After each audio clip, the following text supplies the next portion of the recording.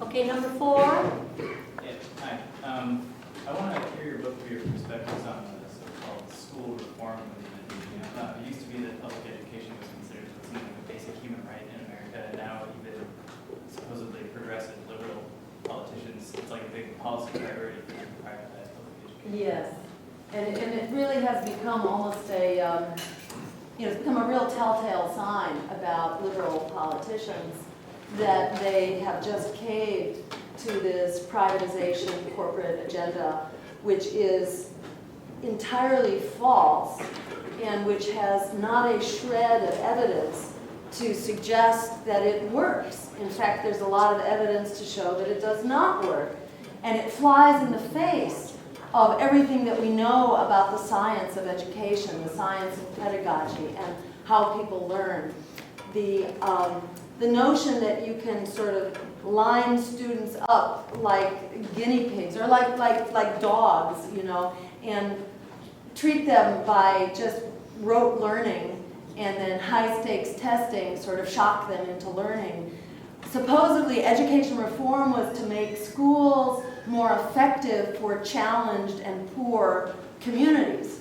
But in fact, it's done nothing of the sort. It just encourages students to drop out. It makes kids more hopeless. It has done absolutely nothing to reduce the need for remedial education or to make people more ready for work. My perspective on this as a medical doctor I've had a special interest in learning and brain function and how we learn and remember things and things like that. If kids are coming to school malnourished and hungry and insecure, it is a prescription for learning problems and behavioral problems and all the rest. Poverty is the biggest obstacle to education. And so-called education reform is an effort, I think, to distract from the real determinants of learning and school success. And it's an effort to undermine teachers, to privatize this incredibly critical institution, which should be a human right. And in fact, as part of the Green New Deal, we talk about an economic Bill of Rights that includes the right to high quality, free public education from pre-kindergarten through college. And that's the way it ought to be. Thank you.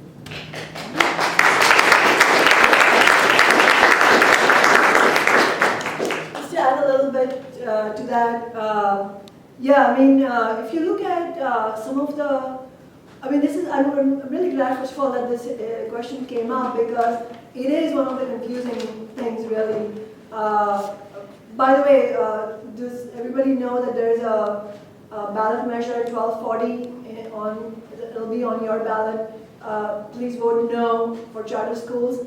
And I remember saying that last night at the Bellingham meeting, and several people came to me afterwards and said, I'm really confused about charter schools because I hear so much propaganda about it, which sort of seems to make sense to me, but my gut instinct tells me it's wrong. But what is the reality behind it? And charter schools are the reason I'm talking about them is not only because we have a ballot measure that we need to be clear about, but also because they are like the push for charter schools is the gateway to bigger privatization of public education. So we need to be really wary and stop it right there, because it's going to be an unstoppable force once we let all these guards down.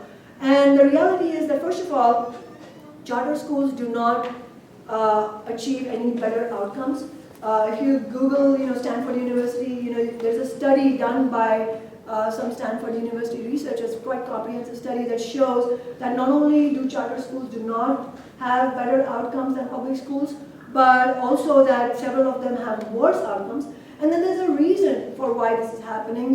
Why the schools themselves are not an answer to this. And the heart of the matter lies in what Jill just said, that the real obstacle to learning is poverty, is inequality, is a lack of an environment and a structure, a support structure where a child can be nurtured from kindergarten into college.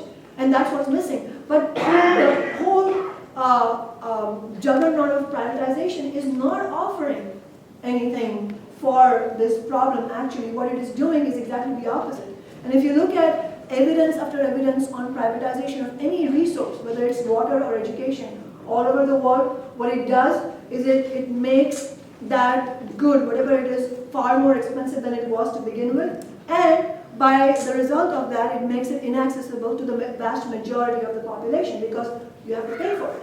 But see, there's a tricky aspect to this here. So the question you need to ask is, why are they trying to privatize education? Why are they going after charter schools? Is it for profit? That would be the most obvious thing if corporations are going after it. And if you look at the charter schools today, it's not very clear that it is primarily profit that they're going after today. Ultimately, yes, it is about literally, if you look at the, I don't know how many of you have seen, a really excellent documentary I would recommend is The Corporation.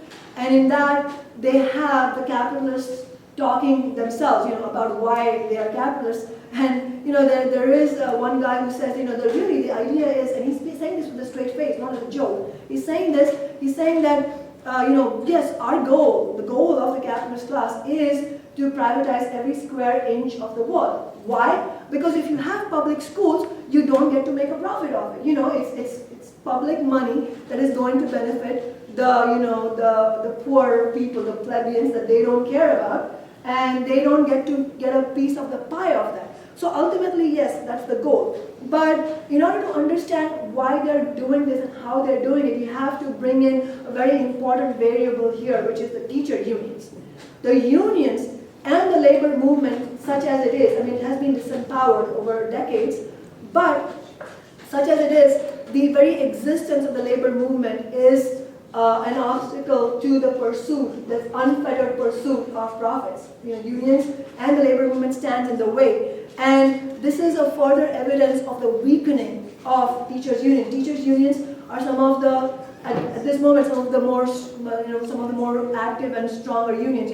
Look at Chicago Teachers Union. They had an enormous victory. And breaking down public schools is a very effective way of carrying out a propaganda against teachers' unions. And the way they're doing it is like this. The reason why you meet people who actually think that charter schools might be good is that they're tapping into a legitimate anger against the status of public schools. So they go to really working class neighborhoods and tell them, you're not happy with your school outcomes, right, for your child. Of course they're not, because the schools are in shambles, nothing is funded, teachers are not funded, teachers are fired.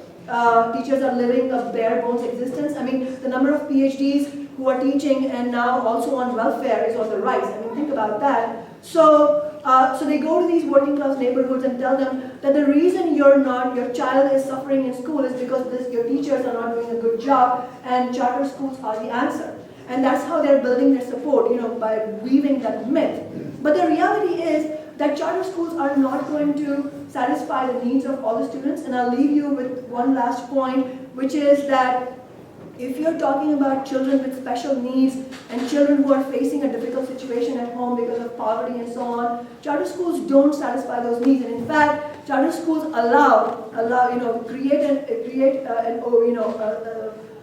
make it more possible for these schools to reject those kids and take only kids who are coming from, say, middle class backgrounds and kids that don't need that support structure as much.